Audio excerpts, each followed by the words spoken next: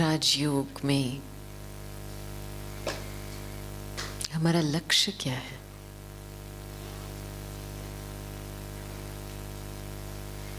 Simple लक्ष्य क्या है हमारा? संपन्न बनना। ये तो बहुत ऊंचा ऊंचा है। सिंपल शब्दों में हमारा लक्ष्य क्या है? एक अच्छा ब्राह्मण बनना और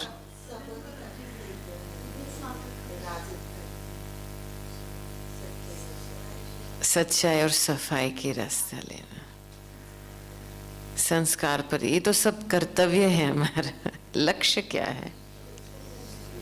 फरिश्ता बनना, आत्मा को प्यूरिफाई करना।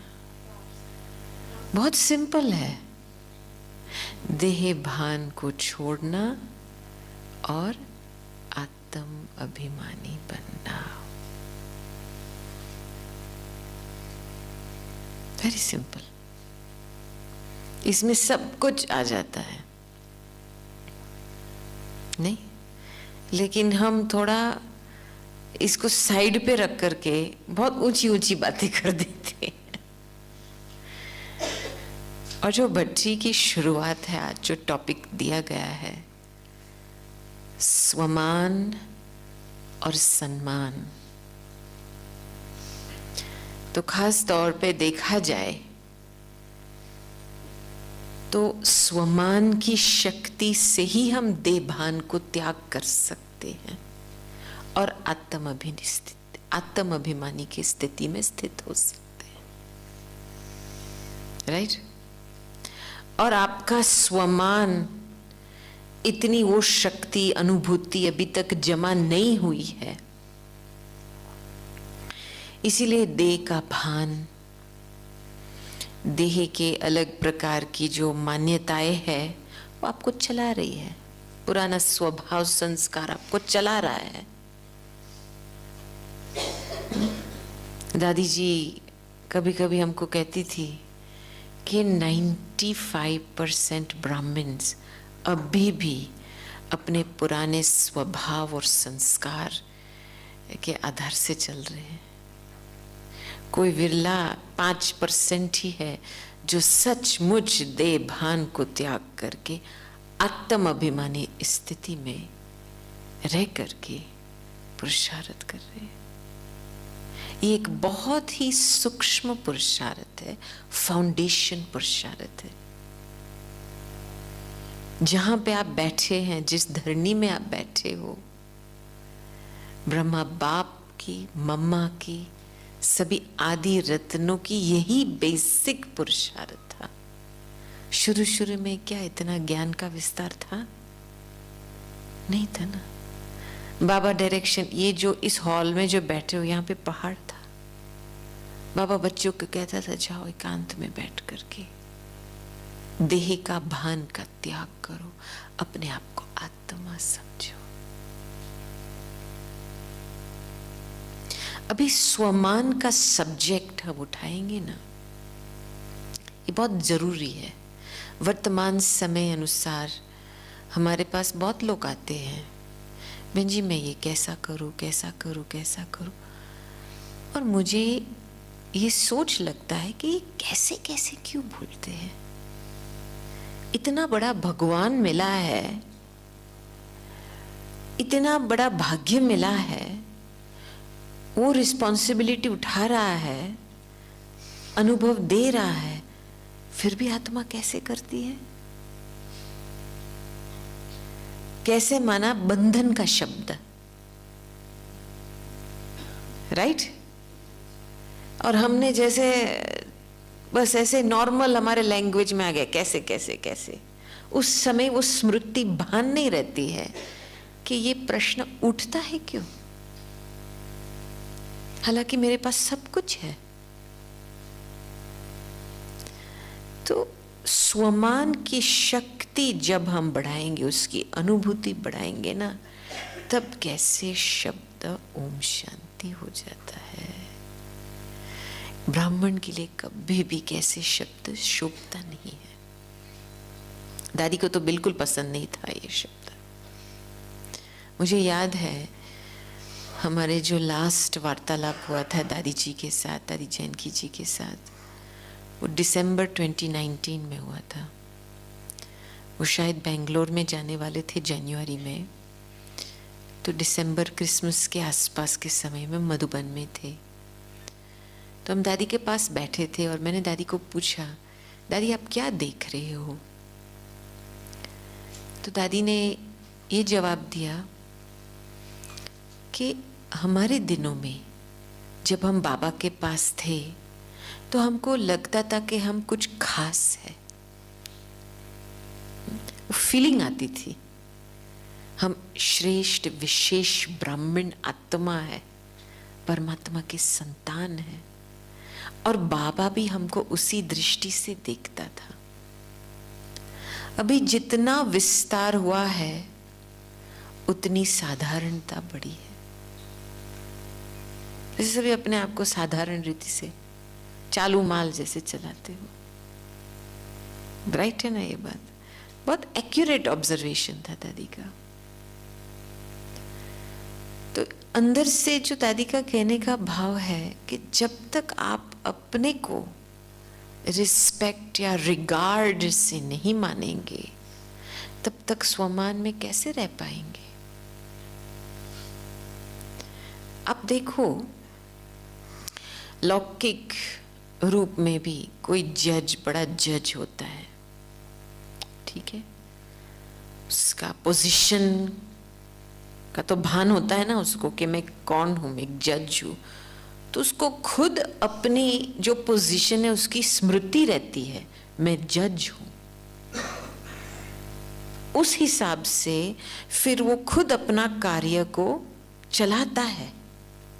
ऐसे थोड़ी बाप के रूप से चलाता है, उसका भल बच्चा भी होगा फिर भी जज के सीट में बैठेगा तो बच्चे के रूप, बाप के रूप में नहीं इसके साथ व्यवहार करेगा, जज होकर के व्यवहार करेगा। वो जो बाप बच्चों के बीच में फेमिलियरिटी होती है वो नहीं रहेगा। तो ये सिंपल एग्जाम्पल है कि मेरी अंदर की पोजीशन क्या है। बाप ने मुझे कौन से टाइटल्स दिए हुए हैं जो मुझे इस टाइटल का रिगार्ड रखना है और उस अनुसार मुझे अपनी जीवन चलानी है। समझ में आई? जो हम स्वमान कहते हैं वो है उस टाइटल की अनुभूति, लेकिन अनुभूति से पहले चाहिए रिगार्ड कि मैं इस टाइटल की स्मृति में रहूं कि आखिर मुझे ये मिला है टाइटल। समझ में आई बात? ये स्मृति में रहना ही रिगार्ड है। जैसा बार बार देखते हो, अपने आप को याद रखता है मैं जज हूं, मैं जज की सीट पे बैठा हूं, वैसे ही बार बार जो टाइटल्स मिले हैं बाबा से उस स्मृति में याद आते हैं, इसको कहेंगे रिगार्ड। और जब स्मृति में आते हैं तब उसकी अनुभूति हो सकती है, तब स्वमान की शक्ति बढ़ेगी। अभी देखो, आजकल मुझे ये बात बहुत अच्छी लगी कि साकार बाबा ने इतना अच्छा एग्जाम्पल बच्चों के सामने, छोटे बच्चों को रिगार्ड, जो यूथ वाले इनकी पवित्रता को देख करके, जो महात्माओं को गिराने वाले, सिर को गिराने वाले यूथ बच्चे के लिए कितना रिगार्ड था, और जो बुजुर्ग समान वाले जो अनुभवी है, समान से दृष्टि थी, इतना रिस्पेक्ट रिगार्ड से बाबा बच्चों को देखते थे, व्यवहार करते थे। ऐसे बस जैसे फेमिलियरिटी होती है ना, ऐसे नहीं तुम छोटा है मैं बड़ा हूं, मैं जो कहूँ आज ऐसे चलाना है। कभी भी साकार बाबा, इसलिए हम दादियों में बहुत देखते थे शुरू से लेकर के, जो भी दादी हमारे संपर्क में आए हैं मुझे उनसे रिस्पेक्ट की भावना बहुत मिली है।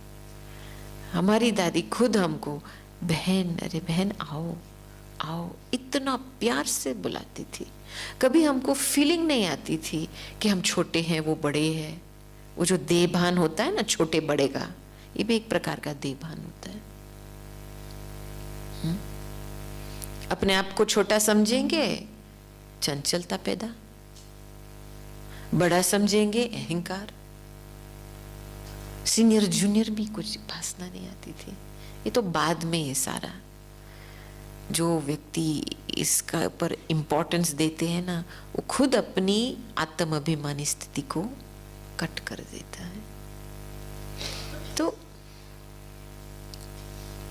मैं साक्षी होकर के आज थोड़ा इस पे मंथन कर रही थी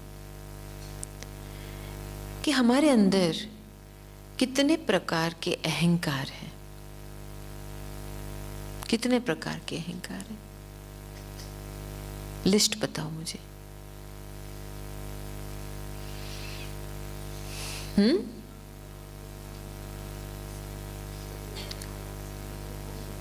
कितने प्रकार के अहंकार है? अपनी बुद्धि की अहंकार, अपना नाम का अहंकार, रूप का अहंकार, पोजीशन का अहंकार, हाँ, स्किल्स का, जो हमारी कलाएं है उसकी अहंकार, सेवा की अहंकार, है ना।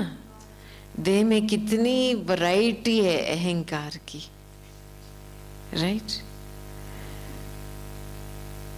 और इसको छोड़ना, अभी देखा जाए ना तो अभिमान सेवा का नाम लेकर के अपना काम करा रहा है। मैं आपको बताऊं, सचमुच अभी आप यूथ वाले को पूछेंगे आपको क्या बनना है, सोचते हैं ब्राह्मण लाइफ करियर है, बस मोटिवेशनल स्पीकर बनना है। राजयोगिनी, राज ऋषि, वो तो उड़ गया काम, बस मोटिवेशनल स्पीकर बनना है। ये थोड़ी राजयोग का बात है। तो मैं देख रही हूं कि कितना अहंकार माया उस रूप में आकर के सेवा का नाम लेकर के अपना काम अच्छी तरह से करा रही है अभी। और जो रूहानियत का फोर्स होना चाहिए, जो रूहानियत की शक्ति होनी चाहिए, वो मिसिंग है। राइट है ना। अभी ये आपके ऊपर है, ये आपकी चॉइस है, ये हर एक की अपनी अपनी चॉइस है। जिसको जो बनना है ये आपके ऊपर है। आपको बाबा को सामने रख करके चलना है या कोई व्यक्ति को सामने रख करके चलना है, सोच समझ के जवाब देना। हाँ, क्योंकि मुख से तो निकलता है बाबा, लेकिन रियलिटी में कोई व्यक्ति से प्रभावित होकर के चलते हैं। जैसे कहते हैं ना, इम्प्रेस हो जाते हैं। अभी इम्प्रेस होना माना क्या? हाँ, इम्प्रेस माना मैंने खुद अपनी पावर दे दी किसको, बस मैं इसको बोल, आप जैसे मुझे चलाएंगे मैं चलने को तैयार हूं। मजबूरी की अवस्था है ये, भिखारी मांगने की अवस्था है ये, किसी के इम्प्रेस हो जाना। किसी से इंस्पिरेशन लेना, प्रेरणा लेना, वो अलग बात है। जब प्रेरित होते हैं तो क्या फीलिंग आती है अंदर से, क्या फीलिंग आती है अंदर से? मैं भी ये कर सकती हूं, मैं भी ये कर सकता हूं। वो उमंग आता है कि मुझे ये बनना है। जब आप इंप्रेस हो जाते हैं ना, ये उमंग नहीं आता है। बस कनरस, आंखों का रस ले लिया, कान का रस ले लिया, बस इनके पीछे भागते रहो, बस इतना ही, इनका ही क्लासेस सुनते रहे। लेकिन अंदर से वो भावना, स्व परिवर्तन की भावना पैदा नहीं होती है। मैं क्यों ये आपको थोड़ा सीधे शब्दों में बता रही हूं, क्योंकि खुद की अभी चेकिंग करनी है। मैंने कौन सा रास्ता लिया है ज्ञान मार्ग में, और मुझे क्या बनना है और मेरा लक्ष्य क्या है। तो ये जो अहंकार की जब बात आती है ना, अभिमान को हम इंग्लिश में कहेंगे आइडेंटिफिकेशन। चलो ये मेरा, ये मेरी देह है, ये मेरा है, जो मैं कहती हूँ ये मैं शब्द आ जाते। लेकिन अहंकार एक स्टेप और है, थोड़ा ज्यादा अभिमान है अहंकार। और अभिमान और अहंकार का बेस्ट फ्रेंड है मोह, ममता, ईगो, अटैचमेंट। दोनों भाई बहन है, पता है, एक दूसरे के बिना जी नहीं सकते। तो जहां पे महपन होगा, कोई भी रूप का देह का अहंकार होगा, वहां पे जरूर मेरापन होगा।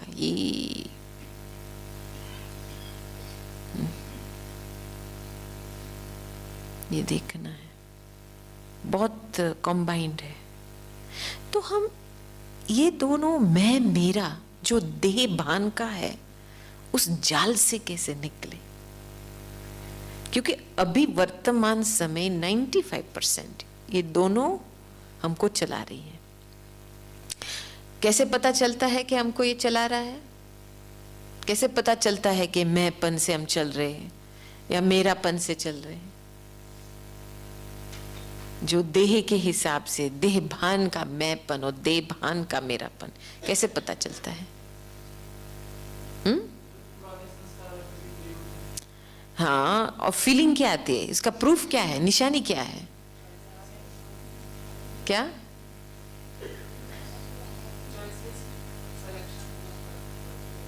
चॉइसेस, उसका क्या? लेकिन प्रैक्टिकल निशानी आपके लाइफ में क्या है जो जिस कारण से आप चेक कर सकते हो कि मेरे में कितना मैंपन का देभान है, मेरापन का देभान?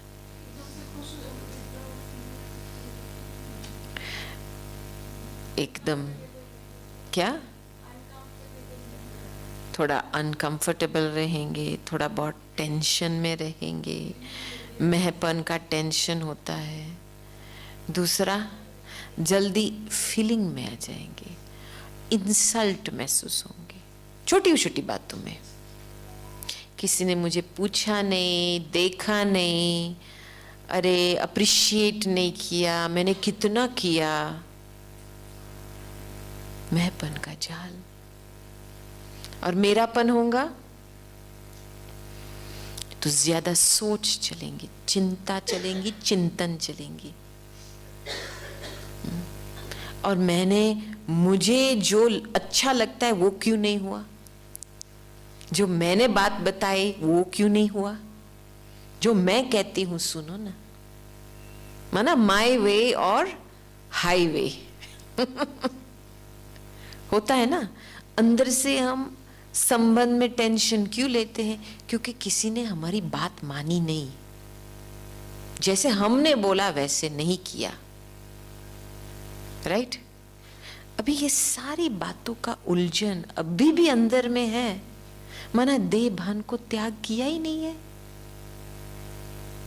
और जब तक आपने देह भान को त्याग किया नहीं है तो बाबा से स्वमान की शक्ति कैसे लेंगे? समझ में आई? ऐसे थोड़ी होगा कि एक तरफ से आप देह भान को पकड़ के रखो और दूसरे तरफ से बस बाबा जो ऊंचे ऊंचे स्वमान देते उसको भी पकड़ के रखो। नहीं हो सकता है ये। संपन्नता के और पे जाना है तो पहले कंप्लीट सरेंडर होना है। इसको त्याग करके जो बाबा मान देता है, फरमान देता है, स्वमान के टाइटल्स देते हैं, उसमें बिल्कुल समर्पण होना है। आधा आधा नहीं चलेगा। आधा तो ना इधर के ना उधर के, बिल्कुल शक्तिहीन। समझ में आ रही है ये बात? इसीलिए अभी खुद इसमें मैंने जो बाबा बताया, एक तो बाबा हम बच्चों को कितना मान देते हैं, कितना मीठे मीठे बच्चे करके, आप मुरली में भी सुनेंगे कितना ऊंचा उठाता है, रियलिटी भी बताता है लेकिन ऊंचा भी उठाता है। हर एक जो बाबा की टाइटल है, जो बाप की महिमा है, वो हमारा स्वमान का फाउंडेशन है। पहले मैंने ये संपूर्ण रूप से माना है जब मैंने बाप की भावना, बाप की महिमा स्वीकार की है, मैंने मान लिया है कि हाँ ये मैं भी हूं, तब जाकर के स्वमान की शक्ति बढ़ सकती है। अभी अभी क्या होता है, मुरली सुनते सुनते समय झुटका आता है, या बुद्धि इधर उधर, किसी ने कुछ किया या कोई उठा, वहां उधर इधर जाती है, बुद्धि एकाग्र रहती भी नहीं है, तो कुछ याद ही नहीं रहता है मुरली में। अभी कुछ मुरली के शब्द याद ही नहीं रहते हैं तो कैसे वो रिगार्ड देंगे खुद को कि मैं कौन हूं, आज बाबा ने किसके साथ बात किया, तो वो रिगार्ड भी नहीं रहता है ना, क्योंकि मुरली के शब्द भूल गए। समझ में आई ये बात? इसीलिए हमारा पहला जो मानने का जो संस्कार है ना, उसको इमर्ज करना है, और वो मुरली सुनने के समय इमर्ज होता है। बिल्कुल मुरली सुनने के समय ध्यान से, बुद्धि आंखें इधर उधर नहीं होनी चाहिए। कौन पढ़ा रहा है, कौन मुझे सिखा रहा है, कौन दूर से आकर के एक तमो प्रधान शरीर को लेकर के मुझे पढ़ा रहा है, उस स्मृति में रहेंगे ना, तो ऐसे आपको लगेगा कि बाबा खुद स्वयं आपके लिए मुरली पर्सनल चला रहा है। और ये जो पर्सनल की फीलिंग होती है ना, कि स्वयं बाबा मेरे लिए मुरली चला रहा है, तो आप देखेंगे सारे दिन में आपको खुद के प्रति वो रिगार्ड रहेगा कि बाबा ने आज ये मुझे बताया, ये मुझे बताया। जैसे जज को बार बार वो याद, मैं ये हूं, मैं, बाबा मुझे ये बताया, ये बताया। इसको कहते हैं रिगार्ड। तो पहले मानने का संस्कार चाहिए। जो बाबा मुझे कह रहा है, मैंने स्वयं अपने मन बुद्धि से एक्सेप्ट किया है पूर्ण रूप से, या बीच में अभी भी थोड़े मेरे संशय चलते हैं, या मैंने कई चीज को डिसरिगार्ड किया, माना अवॉइड किया। जो ज्ञान की बातें मुरली में, जिस चीज को आपने डिसरिगार्ड किया, समझ लो आप खुद अपना डिसरिगार्ड कर रहे हो, क्योंकि ये सत्य है, सत्य बाप के वचन है। आप कौन हो बीच में अपनी बुद्धि चलाने के लिए? जो हूं, जैसी हूं वैसी हूं, बाप ने मुझे स्वीकार किया है, तो मैं कौन हूं बीच में संशय उठाने वाली? ये कितना बड़ा देभान है, अहंकार है। तो बुद्धि को थोड़ा नम्र बनाना है इस बात में। बाबा बता रहे, कैसे बाबा, क्या करे, क्यों करे? अरे चुप रहो ना, बुद्धि को चुप रखो। इतनी बड़ी हस्ती है आपके सामने, अब जब तक उस हस्ती को पहचानेंगे नहीं, तो उसके शब्द की वैल्यू को कैसे रिगार्ड देंगे? मुरली की वैल्यू तब होती है जब मुरलीधर की वैल्यू होती है। ऊंचे ते ऊंचा बाप हमको ऊंचे ते ऊंचा ज्ञान सुना रहा है। वो ऊंचे बाप की फीलिंग जब होती है ना, तब एक एक शब्द बिल्कुल दिल मन में जैसे अंदर चला जाता है। लौकिक रूप में भी ऐसे होता है, जिसकी आप वैल्यू रखेंगे उसका हर शब्द को याद रखेंगे। तो हम इतना जो मुरली से पहले योग चलता है, उसमें इतना हम ध्यान नहीं देते हैं देखा जाए तो। आम रीति से आकर के बस बैठ जाते हैं, इधर उधर देखते हैं, बस थोड़ा बहुत करते हैं, फिर मुरली शुरू, फिर इधर उधर। हाँ अच्छा, जैसे भक्ति मार्ग में है ना, वो संस्कार बन गया ना, ऐसे ऐसे सिर को कान हिलाने के लिए, बस वो संस्कार अच्छा, बहुत अच्छा बन गया है। लेकिन वो फीलिंग आई है मुरली से कि कौन मुझे पढ़ा रहा है। तो पहले तो बाप की जो महिमा है वो अंदर दिल से जागृत करके उस महिमा के अंदर डूब जाओ, क्योंकि वो ही हमारा स्वमान का फाउंडेशन है। मैं आपको बताऊं, स्वमान ठीक तब होगा जब हम यहां से शुरू करेंगे, ऊपर से इधर फिर बाहर। ऐसे नहीं कि यहां से वहां, नहीं। स्वमान देने वाला वो है, वारस देने, वर्षा देने वाला वो है, उसने हमको वारस बनाया। उसको हम स्मृति में नहीं रखेंगे तो हमारे ज्ञान का भी हम अभिमान रखेंगे, मेरे पास कितना ज्ञान है। अरे देने वाला कौन है? आपके पास क्या ज्ञान है? पैसे का ज्ञान है? देने वाले को तो स्मृति में रखो। तो सदा मैंने देखा है कि मैं जब बाबा की महिमा अंदर से जैसे मन बुद्धि में गुंजाती रहती हूँ ना, जैसे एक लहर पैदा होता है, तो मुझे अंदर से बहुत ही सरलता का अनुभव होता है। और जैसे वो ही फीलिंग आती है, हाँ ये बाबा है, हाँ ये दे रहा है, ये दे रहा है, ये दे रहा है। और उस लहर में एक एक्सेप्टेंस बढ़ती है खुद के लिए रिगार्ड बनता है।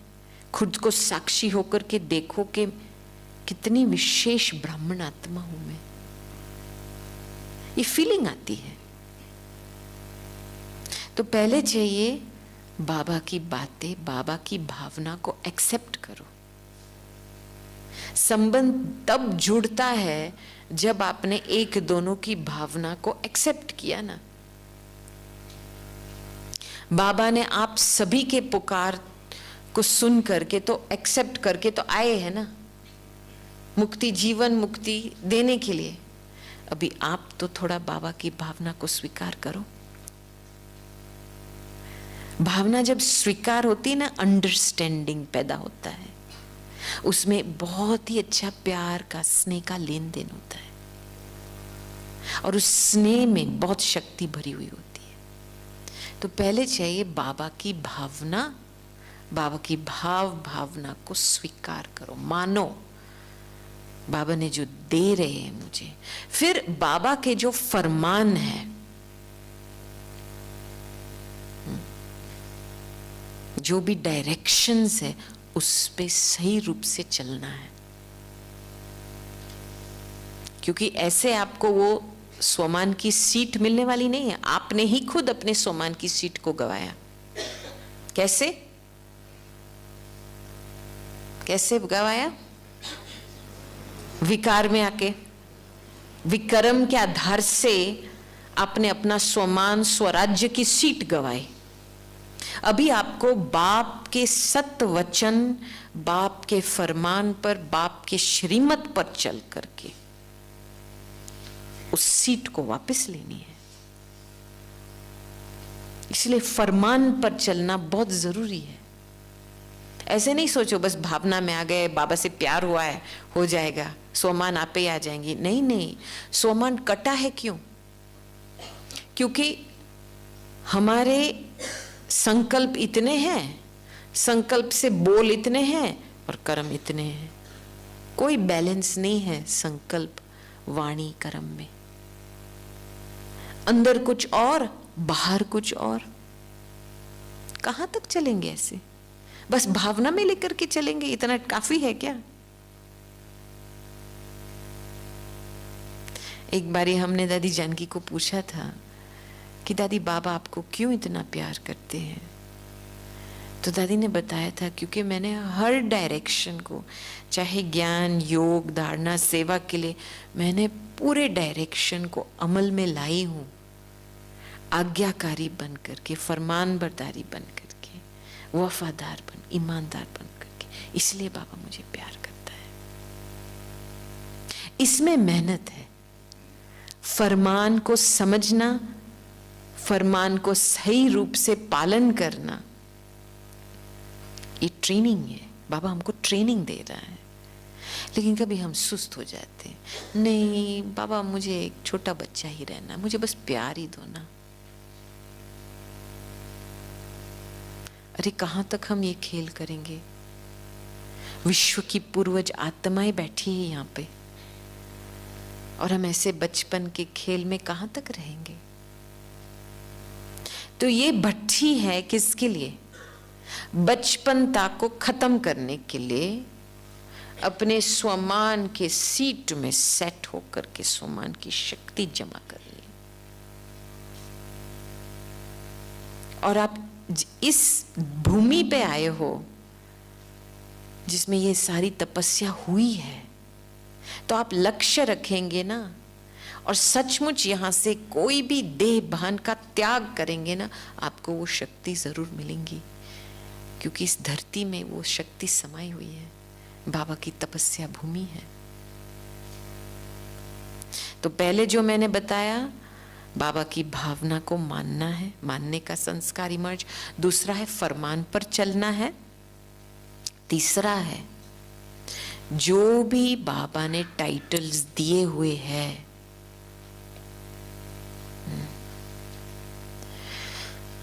उसको स्मृति में रखना है। ये है स्व के लिए रिगार्ड।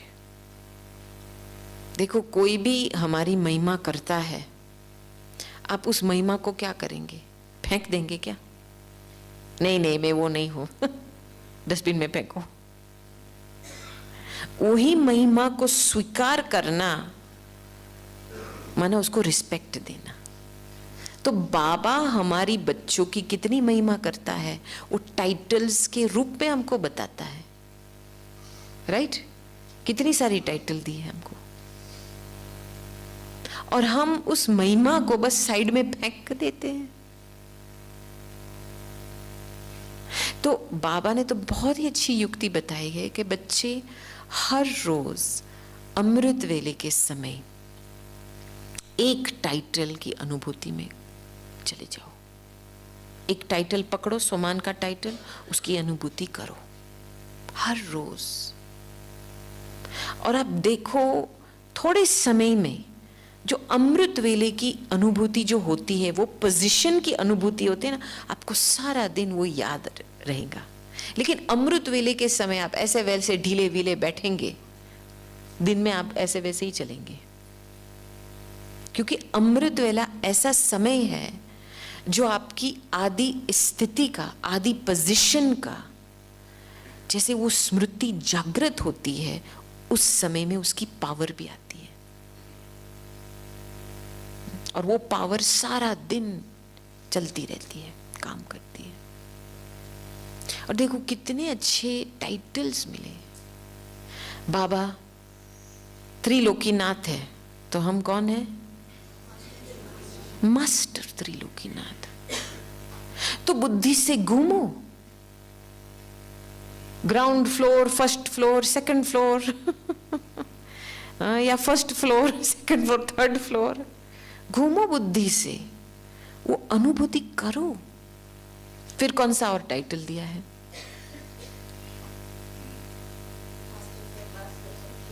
मास्टर सर्वशक्तिवान का टाइटल दिया है। माना हर एक शक्ति की अनुभूति करो ना। कितना काम है हमको, अनुभव, सहनशीलता, संतुष्टता, निर्णय शक्ति की, सामना करने की शक्ति, सहयोग की शक्ति।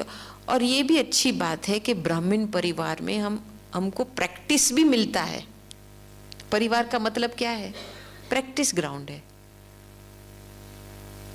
शक्तियों का लेन देन, गुणों का लेन देन, प्रैक्टिस ग्राउंड है। और आप संगठन का फायदा नहीं उठाएंगे और अकेले बैठ करके, तो आपका कहां तक गाड़ी आगे बढ़ेगी? बढ़ेगी नहीं। तो मास्टर सर्वशक्तिवान की स्थिति की अनुभूति करो हर रोज। दूसरा टाइटल, बहुत सारे टाइटल्स हैं,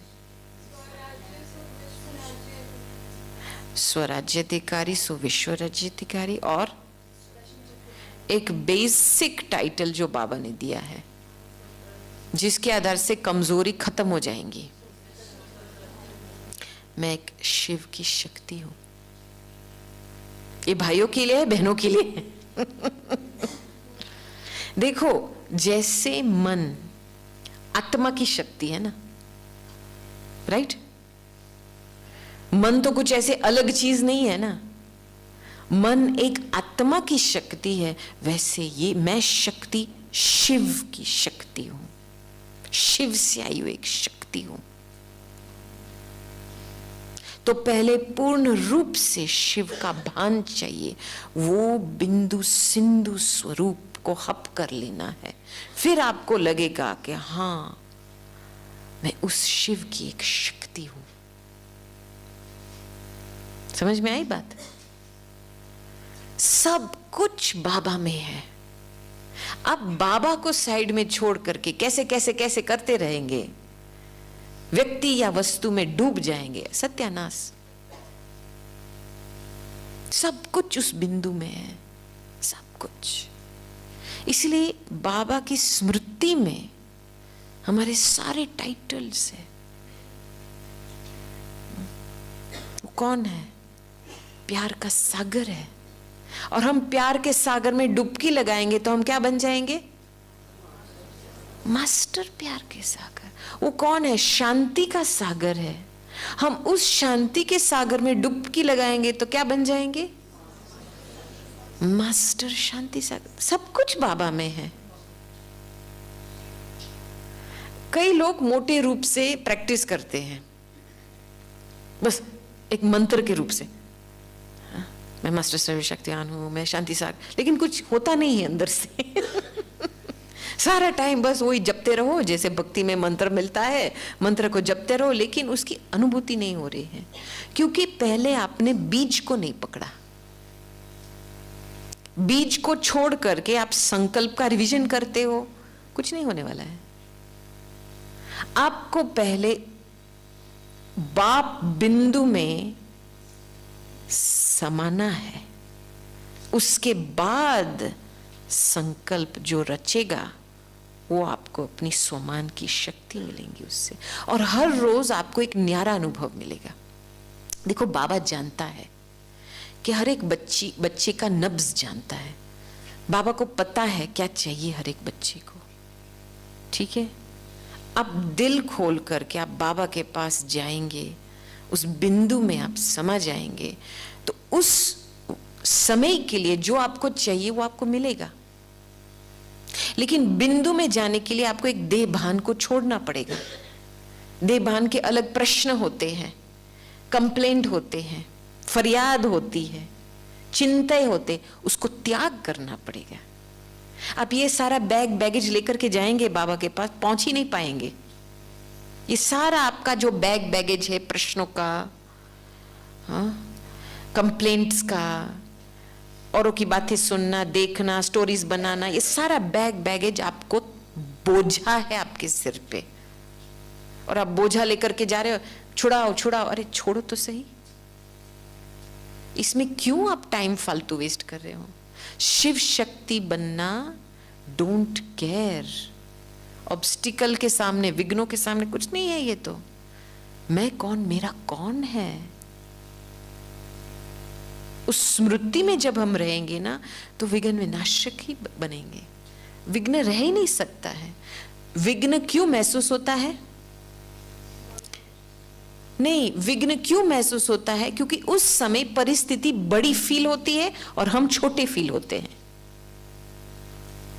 स्वमान की शक्ति नहीं है तो हम खुद के अपने छोटे में क्या करें, कैसे करें, निराशा के संकल्प आते, और वो ही संकल्प में हम डूब जाते तो परिस्थिति बड़ी लगती। वास्तव में परिस्थिति बड़ी है ही नहीं।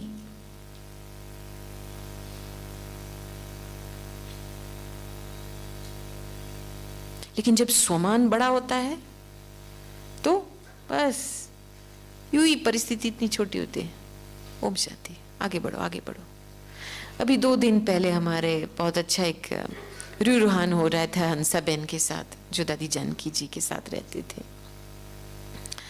तो उसने बताया था कि एक दिन वो दादी के पास गई थी शाम के समय में। दादी मेरा सोच बहुत चलता है इस बारे में, बहुत परेशान हो रही हूँ। तो दादी ने इसको बोला कि देखो, मेरा ज्यादा सोच चलना चाहिए, आपसे भी ज्यादा मेरा सोच चलना चाहिए, लेकिन आपने देखा है ना, मैं कुछ फिक्र नहीं करती हूँ। क्यों इन फालतू बातों के पीछे सोच चलाओ? क्यों किसी और के स्वभाव संस्कार के पीछे सोच चलाओ? आपको परमिशन दी ही नहीं गई है किसी और के प्रति सोचना, फिर भी आप सारा टाइम अपने आप को ऐसी बातों के लिए परेशान कर रहे हो। और फिर बाबा के पास आकर के बोलो बाबा हमको छुड़ाओ। पागलपन का काम है क्या? ज्ञान माना अपने को ज्ञान से, ज्ञान के तौर पे चलाओ ना। ज्ञान क्या कहता है? अंतर्मुखी बनो, बाप की स्मृति में रहो। और इजी मेथड है पूरा व्यर्थ संकल्प को खत्म करने के लिए कि बाप की महिमा को बार बार रिवाइज करो। अंदर जितना भी आप बाप की महिमा को रिवाइज करेंगे ना, उतनी ही आपकी फीलिंग्स ऊंची बनेंगी, श्रेष्ठ बनेंगी, और ऑटोमेटिकली खुद के प्रति बहुत अच्छी भावना रहेगी। बाप की महिमा गुम कर दी माना खुद का सम्मान गुम कर लिया, ये समझ लो बात।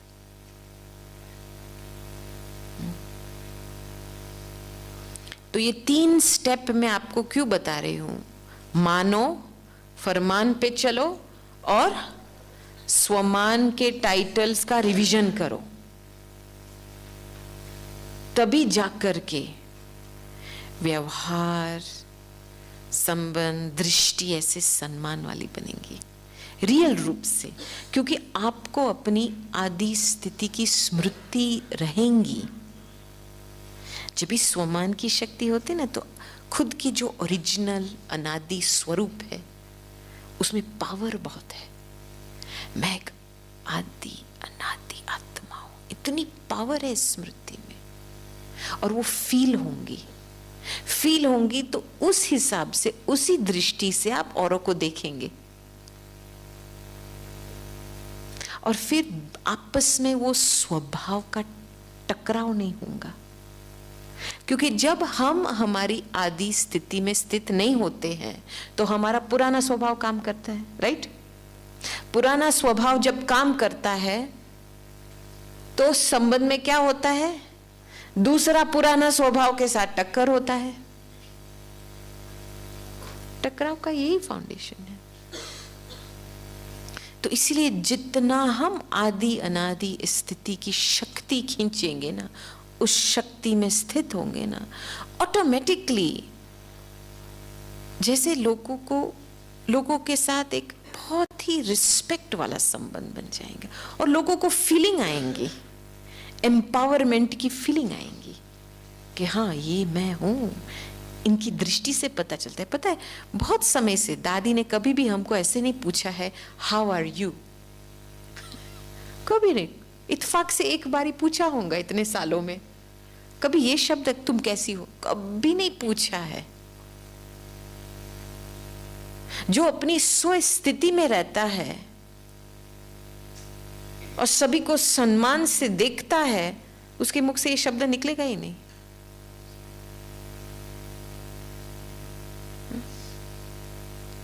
तो हमको तो बहुत सपोर्ट मिलती थी दादी की दृष्टि से।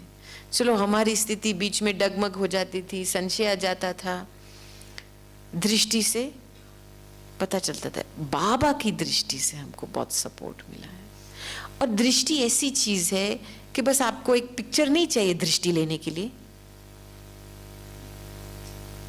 आप जहां पे भी बैठे हो, आप बाबा की दृष्टि खींच सकते हैं। अब देखो, मां बच्चा, कितने मदर्स बैठे हैं यहाँ पे, हाथ ऊंचा करो। कितनी शोभा है देखो मदर्स की। आपके बच्चे भल आपके सामने ना हो, दूसरे शहर में हो, दूसरे कंट्री में भी हो, फिर भी वो सदा सामने रहता है ना बच्चा, स्मृति में तो रहता है ना। सेम बाबा की याद, बाबा के लिए हम बच्चे संसार है, सदा बच्चे बाबा की दृष्टि में है ही, तो हम क्यों इसका फायदा ना उठाए?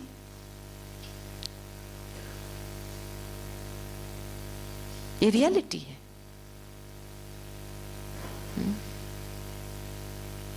इसलिए बाबा को बच्चा बनाना बहुत अच्छा है। सभी अपने बच्चे को तो अच्छी तरह से याद करते हैं, कभी भूलेंगे नहीं बच्चे को। हाँ, इतना बड़ा भी हो जाएगा फिर भी बच्चा बच्चा बच्चा करके बुलाएंगे, पुकारेंगे। हाँ, बाबा को बच्चा बना दो, उसको अपनी स्मृति में घूमने दो।